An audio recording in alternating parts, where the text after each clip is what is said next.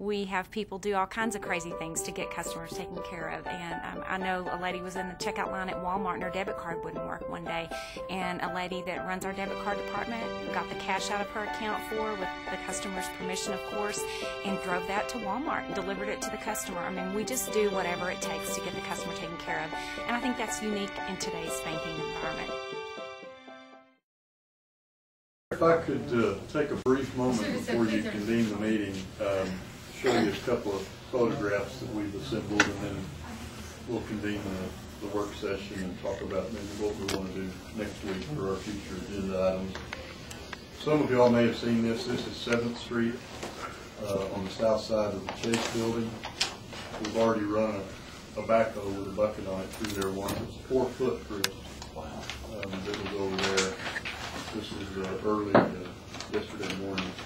These are not in any order, and I apologize. This is during part of the storm on Monday. We're on 10th looking east, and there you've got about a block and a half visibility if we move through that. Anybody's been under the 10th Street underpass, just right down here? That's the snowdrift that you'll see, which obviously the part of that extends into the road has to be completely dug through to get a tunnel to move. Now wait a minute, that's on the side of that's on the north side of this underpass right here under the railroad tracks. Really? And I just came that way, so they did a fantastic job. Just filled that hollow. Just filled it. Yeah. It's phenomenal. This is looking north. There are those Vineyard Manor apartments that are being redone, and again, you've got at best a block and a half visibility, which would be 450 feet. So pretty intense through there. The north-south streets did not drift near as badly as the east-west streets, but still a significant snow depth. In no place were we getting down to the pavement when we were driving in that. Told y'all yesterday evening about having to dig our way through 34th between Arthur and Osage. So for this picture, I've just made the turn at Osage and pulled over and then took that photo, and you can see the school bus kind of as a scale example of that. This was yesterday afternoon from the second floor of the airport terminal building. So the scale is difficult, but there's places that was 5+ feet that they cut through to get to that. I think I've told most of y'all before, but as a reminder of what it takes to keep, we only keep runway 422, the big runway. That's the runway that we focus on keeping open or getting reopened, and only once that's done do they move over to the shorter one. But to plow the entirety of runway 422 is over 90 acres of concrete. In fact, I think it's about 92, but to give you a sense. During the height of the storm in the airport, y'all have all seen the big blowing machine we have. And told y'all in the past it's rarely used. Well, it was used in this, and it was used to knock holes big enough that those plows could engage and start trying to move their way through that.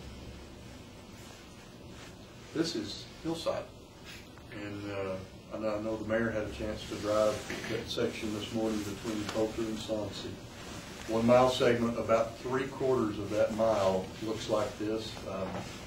This was not done with plows. This was entirely dug out with loaders. We hit the point on many of the east-west streets where the plow trucks couldn't move. I mean, they just hit the stuff and stop. So you pick it up with the big front end loaders and then try to bring the plows behind you. But that's a Suburban. To give you a sense of how much snow is piled up at that particular place. And it's on both sides of Hillside. Yes, it's on both sides of Hillside. That's one side. That appears to be the north side. That is the north side, correct. But you still see the frozen tire tracks and the loaders do that. I think that's City Hall parking lot. That's the service center. These are all two-wheel drive trucks, so we didn't touch them until we get late yesterday afternoon. We actually began to bring shift crews in, not necessarily to work on moving snow, but to work on removing our other trucks and other equipment, so it would be available to us today. There you go. There's a Ford pickup underneath there. Forward leaning. Forward leaning Ford pickup. Oh my God. I don't even know which one of our vans that is, but it's likely to still be there this morning. This is Knoll Street. This is the street that runs from Western over to the new City View Elementary. Knoll has become rapidly one of our challenges. It is on top of a knoll. And to the north side, it's largely open, 1 or 2 homes. To the south side, we've got a solid row of homes. This is the primary access to City View. They started very early today, literally with 2 big machines trying to dig their way through and still accommodate a little bit of traffic. We did have delays out there. Apologize for that, but again, this was not something that could be handled with our normal equipment to do that. This is the famous Mr. Mayor Pro Tem Jim Sims.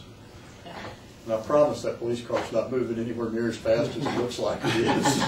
I'm just talking fast. He's talking fast, and as he was talking, a hot air balloon exploded and plummeted 1,000 feet. So we're not sure about that. It had nothing to do with hot air. These are some submitted photos. I can't tell you exactly where that is. That's power crew obviously trying to right that pole and get it held up long enough that they can get power restored. Yeah, this one, now I can get in here. There's another one of a large private 4x4 with a BSA ambulance chained to it, dragging it down the streets.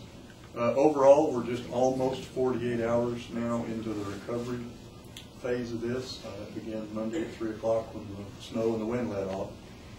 We're certainly not done, but the vast majority of your arterials in Amarillo are open.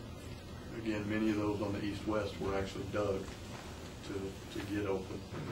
All of the equipment that could be brought to bear well above and beyond what's typical for our snow response was put on this. At one time, we had 8 of the water utilities machines engaged in doing this. Beginning midday yesterday, we started peeling a couple of those off to get them reloaded and get them ready to deal with any water main issues. I was fixing to say, because on those conference calls that kept being talked about around 9 o'clock this morning, so that they thought that they were going to have trouble getting I started. think we had one yesterday and another today. One of the water main breaks, which is a very low Yeah. number. What's the causation of that? Temperature swings. You get the moisture in the ground, you freeze it, it pushes, and then it relaxes and it freezes. It's the same thing that destroys an asphalt street. Okay. That water gets down into the surface of that asphalt, it freezes, expands, breaks, and then the next time it liquefies again, it gets deeper and it does it again. So that's So it would have been a lot worse if we had, 4 days. absolutely, and very fortunate that other than the wind chills, this never really got cold. I want to say 24 is the lowest we've had, empirical temperature. Certainly cold if you were out anything from wind, but in terms of helping our machinery, the soils and stuff, it just hadn't been as bad as it could have. So, Mr. Mayor, if you'd like to call us to order for the work session, I'll talk about a follow-up to this maybe for next week. We have had the recorder around, so we're doing I'd like to just say something. I kept track through your emails and television and all that, and in 2 days' time, considering that I had a 3-foot drift behind my car and I didn't think I was going to get out, I'd like to thank everyone that was involved in these emergency operations, and to have the arterial streets where you can at least get by in one lane under the circumstances, I think is really admirable. And so thank you all for burning the midnight oil and making sure that everybody was doing their job and that we were prepared. That's the main thing. We were ready to go. Well, I appreciate the people in Amarillo. A couple of these recent storms where we got a lot of complaints about the way we had to deal with the snow. I think people were adequately educated by the city at that point. So now their expectations have changed. I have not heard a single complaint. Everybody's so impressed with the way, how quickly that you open things up that I think you might be committed. Yeah. Miracle work. The teams were just phenomenal. Well, and I had the privilege and the experience to listen to the conference calls that they would have periodically during the day. And I guess most people on there were remote, or not over at the EOC. And however many 8, 9, 10, 12 departments that were responding to the city manager as to what they were doing, what kind of progress we were making, what help did they need. Garrett was very, very good about continuing to ask, what do you need? And everybody's attitude was so good and positive. And then they were getting it done, and there was a lot of cooperative help. Hardest guy to get along with sitting here to my left. Well, he'd ask Chief Taylor if he needed it. Nope. That's it. That was the end of the conversation. Man, a few words. Well, I had a situation yesterday where there were doctors trying to get the intensive care unit to see their patients. Sure. And they exited Amarillo Boulevard West, and they all got lined up on that exit ramp. And I actually called Vicki and Jared and said, "We got these guys trying to get to the hospital. They're all within 15 minutes." They were there and cleared that out, and those cars were starting to roll. And that's amazing, the response time for a problem like that. It's incredible. Well, and get ready. We know that people will ditch because the arterials have been plowed or in pretty good shape, but the residentials are not. And I pointed out earlier in the conversation, you know, within the city limits of Amarillo, and this is a matter of record, we have over 1,000 miles of paved roads. There's no way that we could get them all done. And then people that just will not heed warnings, stay inside. Please do not get out on the roads. I don't know what you do about that, except maybe sign. I ordered you kind of all the cars that were on the arterials last night. But they had been there, Oh, they had Chief, been for there. over 24 hours. And those calls were And, you know, at some point you got to move them So we can clear the streets, so that the fire truck can get by, so that the ambulances get by. People die whenever things get locked up. Oh, anyway, job well done. Yes, very well. We can, just for the media in the room, kind of add a little bit to the comments on the residential streets. We do the arterials first. We do all the medical center routes, trying to keep that open and accessible to the extent that we can. We'll then do collector streets, your bigger streets within a residential if we can get to them. Streets like Fulton, for example. But at some point, and the point for us was last night, it should change at 8 p.m., we stopped that other than the problem areas, and we have what are called the school routes. In the school routes, we attempt to come from the major access point, be that an arterial or a collector, from a major access point to each school site in Amarillo and try to get all the way around it and get that open. Then we go back and get back on our hot spots and our arterials and those types of things. Residential streets, even were we to have the equipment and the manpower, you just practically can't do it. Normal residential street in Amarillo is about 31 feet wide. You put a car on each side of that, you put a 10-foot wide snowplow down it, where are you going to go? Where are you going to put the snow that you're pushing? At that point, there's not a place to put it in the middle, so one side or the other is totally buried, and you've actually made that worse. And then with a cul-de-sac or others, you can't turn the equipment around and then get it back out. And it would take months if you were to try to do it with loaders and pick it up and move it. You just, we can't do that. It's impossible. So. And you further complicate people getting out of their driveway because you just pushed a bunch of snow with their Well, I may be able to give them a clear street, but they're going to have a 3-foot windrow to try to get across to get out of the driveway. So those questions started. We did an interview with one of the news stations yesterday and kind of reiterated some of those challenges. I didn't get a chance to watch and see what part of that made it out, but it's a good question. Certainly we'd like to be able to help all that. Would say that today we did get spec trans back running. The demand for that was huge after it being shut off for 2 days. And we set that up to where the two big Wildman trucks, which are four-wheel drive fire engines basically, have been detailed all morning to be sure those spec trans buses can get in and out of those residential areas. Because again, even if we had the equipment, we couldn't follow them can use it to dig our way back and forth, but those big engines can move a lot. They can move a lot. Mayor, a thought that we had, next week is your evening meeting, first meeting of the month.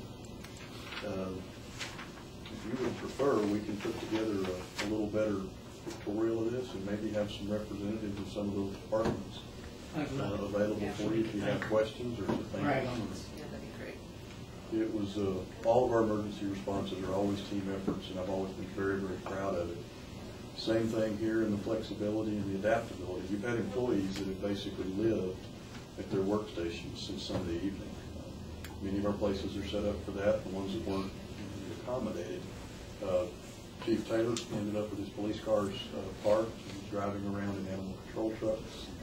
Anything else we could find that four-wheel drive, and had a radio. And you ended up at one point with 3 officers per vehicle to be able to help if we needed to help or to pull them out. I mean, just whatever we needed to do to try to keep that going, and that continued till last night. Some of the exercises that I've observed, the ones I remember distinctly that were at the airport, where they were fake, they were exercises. And then you had a debriefing. Yes. Do y'all do that after a situation like this? Or We each do. department, like those that you were asking, how they were doing, blah, blah, blah, where we kind of, how can we do it better next time? Exactly. Not at this point because we're still in recovery. Sure. But as we wind down those departments internally, we'll critique their efforts. Okay, guys, what worked, what didn't, what equipment held up, did we have a lot of breakages of a common device, and if we did, why? They'll work their way through that. We'll give them time to do that. Then we'll bring them in, kind of on the level you see in the EOC with the directors and the department heads, and each one of them will do their piece, and then we'll try to tie it all back together, from that executive team in the EOC. We also, in fact, I think it got scheduled. We'll have a similar meeting with both TxDOT and DPS to talk about that and the coordination. What could we do different? What could we do better? This case, the flexibility we saw with our teams, we've always had utility department equipment, parks equipment has been detailed to do public buildings. Get the big parking lots up and open, get the big sidewalks cleaned, and we've got equipment made to do that. Public buildings, not Public buildings. private parking. We gave up on that very early Monday and instead began pulling all that equipment off and assigning it to the streets. Now, that's not their normal piece of the work, so the street department then provided a supervisor with a truck for each team of those utility department backhoes, for example, that dug their way through downtown. Most of the cleanup downtown, east and west, was done by backhoes and front-end loaders from the utilities department and from the parks department. And those men and women are very good at what they do, but the snow part of it on the public streets hasn't necessarily been, what they Airport was able a couple of times to get equipment and at least make one swipe up and down Airport Boulevard.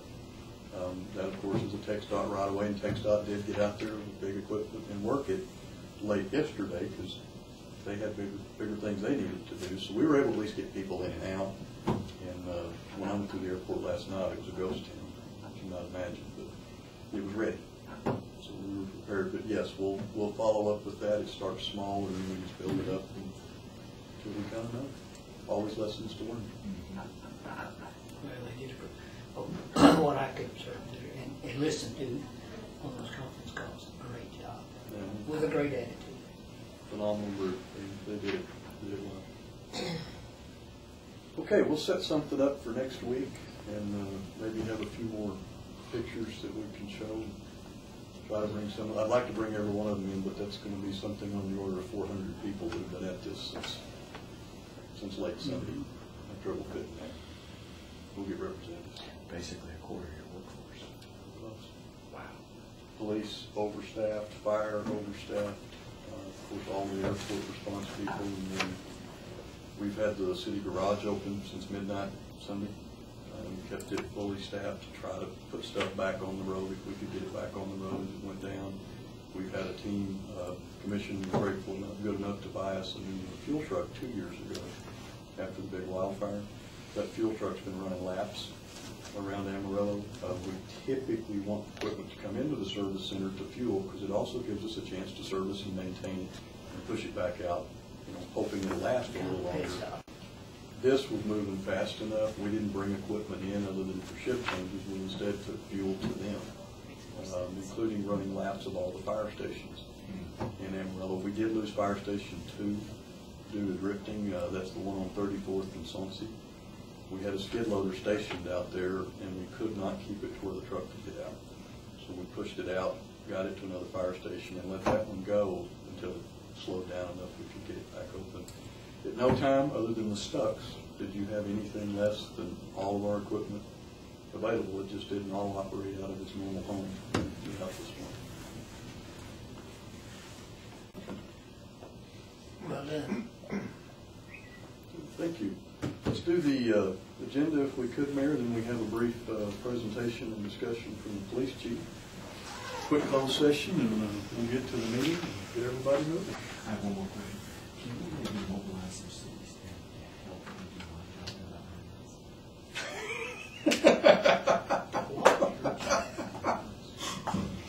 We're going to have a huge population. Sit in 9 minutes. You sit in 9 minutes. Well, I can tell you it won't be the ones that we were working around on the streets. I played catcher for a few years. I was about to say. Oh my gosh. Just saying, you got to plan ahead. It's so like when all the lights went out in New York. Well, we hope y'all are able to mobilize additional crews for that, Dr. Reed, at the appropriate time. Okay. How about the minutes? There is a slight correction. Item 3. My name was changed to Icahida instead of Escajeda. What do you mean? It did change. That's the only thing. Okay. Just the misspelling, nothing else. Any more of those? No. I blame that on the keyboard was frozen, but Yeah, these were actually that's prepared what prior to happened. that. Yeah, no, that's fine. One change. Yeah, everything else like Yes and yes. Was there somewhere else that had 2 S's? no. It escaped. Sometimes they run around. Item 2, public hearing, team curfew renewal. Mayor, this will be the exact same item as you conducted 1 week ago. The chief is prepared to present his request again, although unless you see the need for it, we'll instead have him available to field any questions you may have. And then, of course, any questions or comments from the public who choose to appear and like such. And that's a hearing, no action. That's a hearing. You will open the hearing, call for those comments. Following any comments or questions you may have, you'll close the hearing. No action needed, and we'll move to item number 3. Item number 3, ordinance 7392. This is the second and final of the ordinance that readopts actually, the curfew. So you will need action on that item. Any questions or comments on those? Okay. If I may, if we can still get that order to the paper and get that published tomorrow, we'll still be on our original schedule, but 1 day delay here. Bother that, and if it gets delayed, they publishing again, we still have enough slack in the schedule. Did it continue to enforce? It's almost a BLT show. BL.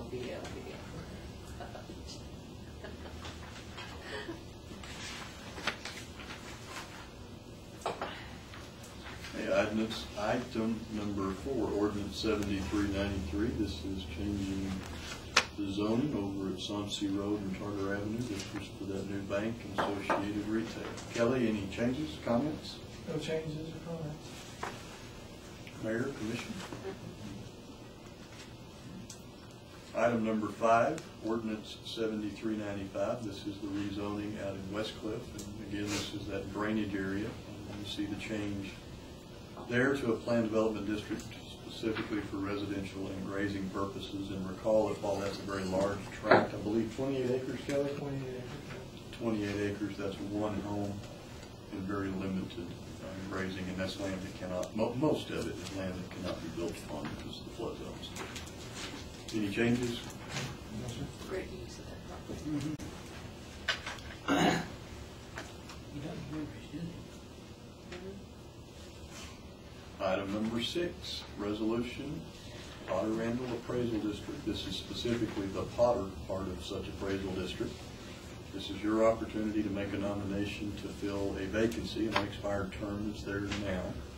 And I believe Mr. Lenny Sandler, who's a Potter County resident and qualifies, has indicated he's willing to accept this. Mhm. I mean, very excited. Oh, that's awesome. Now, just finalize that as soon as. Ultimately, the Potter half of that board will take the nominations from the entities. Don't know that all will choose to submit or that they won't. But they have to select from nominations they receive. And all those nominations are equally weighted rather than the voting part of this where you're weighted by your tax rate, which is where we always kind of fall short and don't have a lot of influence. So this is a good opportunity for you. And the wording on this is correct, to fill a vacancy on the board of directors of the Potter County Appraisal. That is correct. Okay. There's actually 2 boards. Yes. The Potter Board, the Randall Board. Collectively, that's the Potter Randall Appraisal District. 2 separately constituted boards, obviously separately. So if you're the random, you just present to the random. Correct.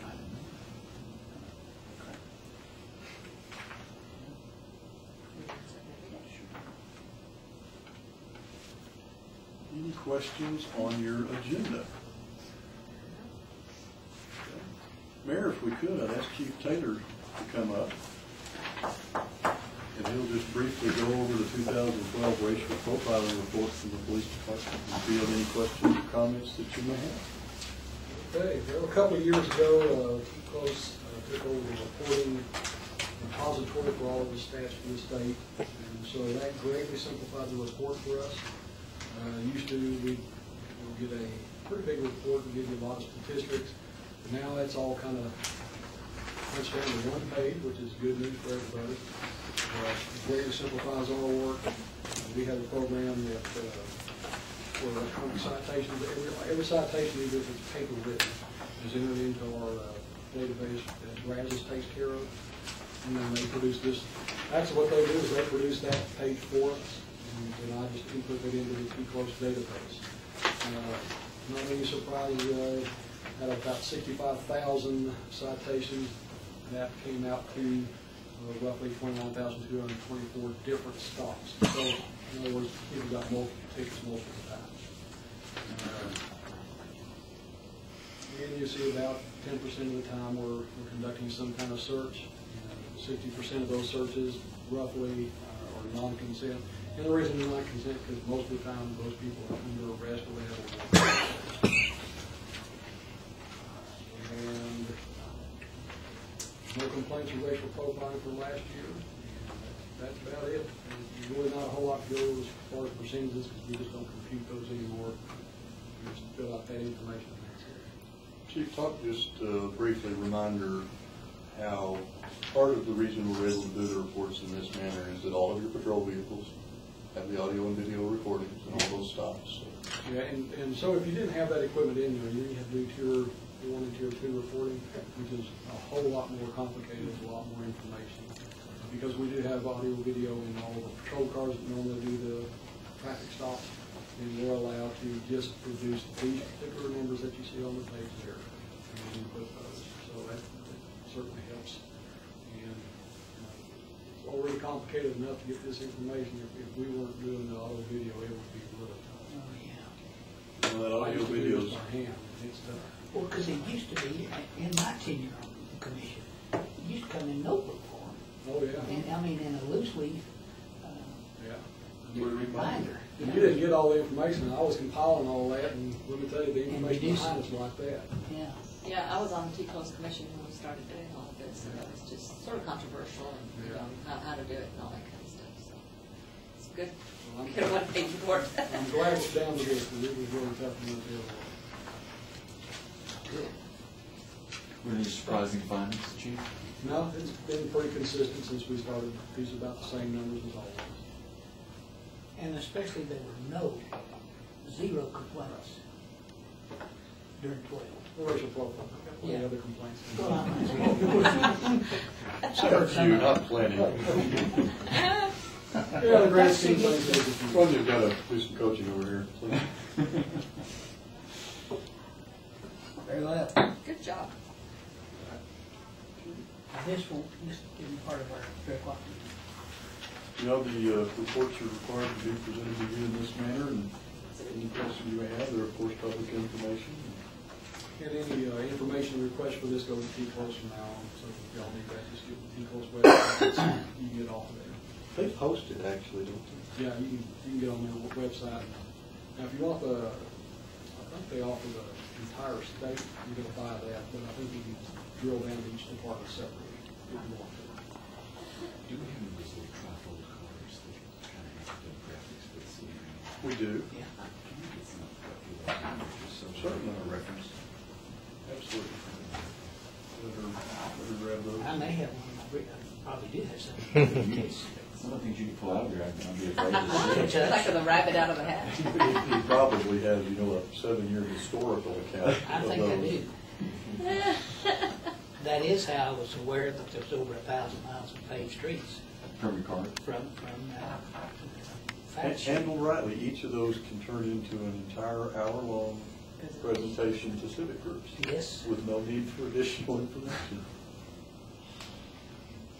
fact sheets. We can all memorize it since we're running. Good job, Chief Taylor. Thank you, sir. Thank you, Chief. Thank you for what you did this weekend.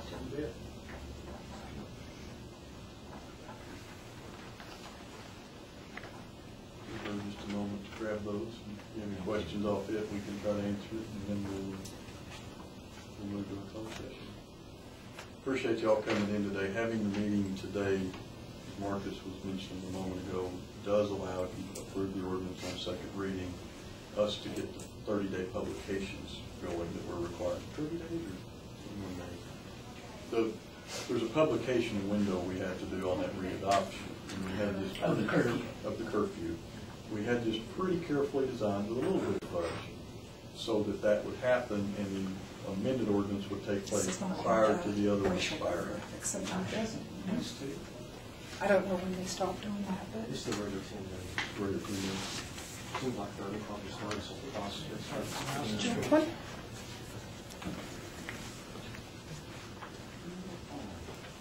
What are we looking for?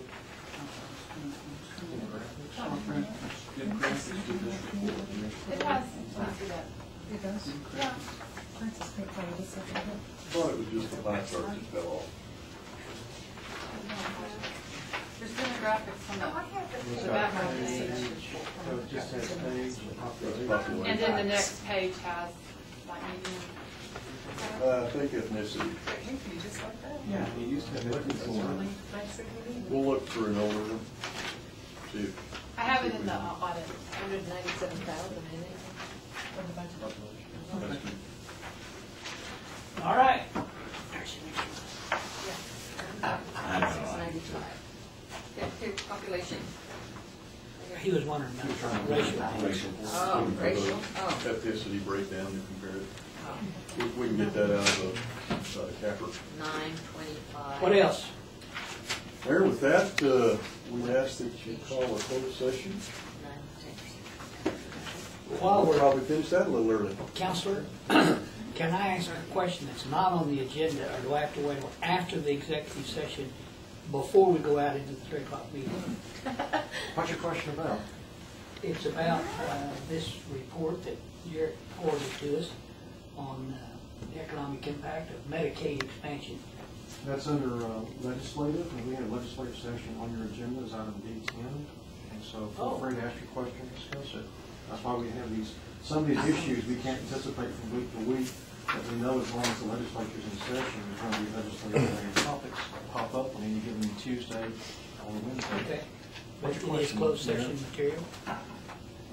If it fits one of the exceptions I'm about to announce, legal advice, real estate, I mean, that's on Medicare and Medicaid. Yes, sir. Is it a legal question or a financial question? It's a legal question. Well, a little of both. I mean, you can't separate one from the other. Well, I understand. If it's appropriate closed session, we'll discuss it. If it's not, I'll invite you to ask it again when we open the door. Okay. Is that fair? Yes, sir. All right, it's legal. Okay, we'll now call a closed session.